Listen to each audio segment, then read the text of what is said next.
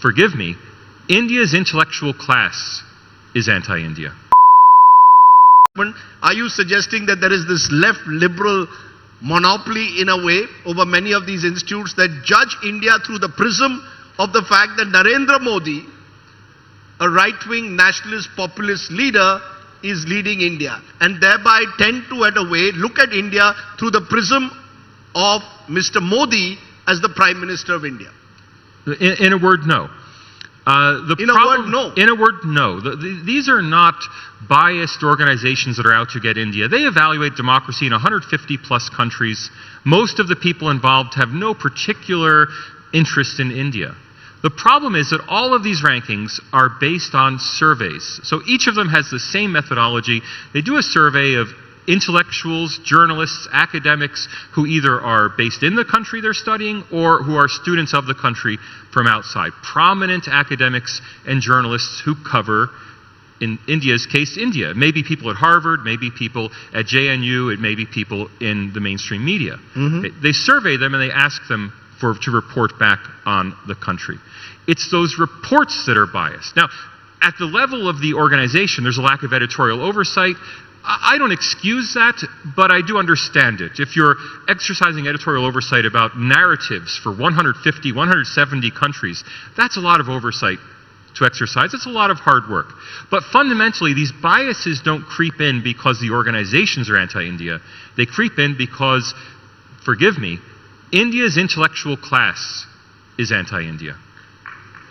As a class, not as individuals. No.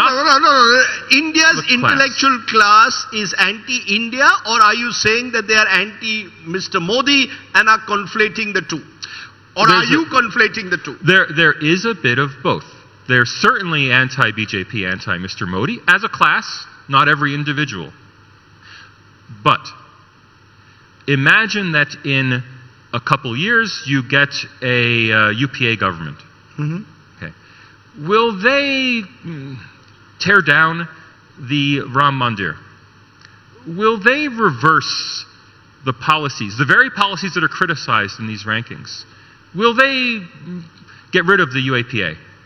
Right? So the basis on which the criticisms are made, those bases will probably remain in place. If they do, then the same criticisms will apply to them. No, but aren't those intellectuals or activists supposed to stand up to the Indian state where, let's say, an individual activist is arrested for his ideological beliefs and denied bail under UAPA, like an Omar Khalid, for example, an activist in the CA agitation, when there are hundreds of Kashmiris who were put in jail once Article 370 was removed? I mean, are these not questions that Indians are entitled? When you turn around and say intellectuals and activists are being anti-India, maybe they are standing for the few spaces that are available to question the government of the day. And that's what is, in my view, India's greatness, that we still allow it to happen, unlike a China or a Hong Kong. Why not celebrate it rather than suggest this is being anti-India? Actually, patriotism, as separate from nationalism perhaps, is actually questioning your government. So the very intellectuals that in a way you're demonizing are actually the intellectuals we should be celebrating, because unlike others, they're at least raising a few red flags. Yeah.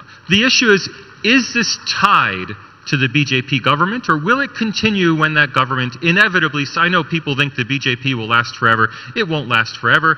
There will be a change of power at some point. When that change of power occurs, will there be a recalibration in people's opinions? Or will the demands placed on Congress and the UPA be unrealistic? Will those demands not be fulfilled by that government either? And the question is India a fascist country today? And if you want to raise your hands, I think that's really an outrageous proposition. India has problems. Certainly journalists and activists have absolutely a role to play in calling out those problems. The problem isn't that these journalists may be opposed to the government of the day. The problem isn't that the activists uncover sordid details of law enforcement. The problem is that they allow that to color their overall evaluation of the system. So in a way, what you're suggesting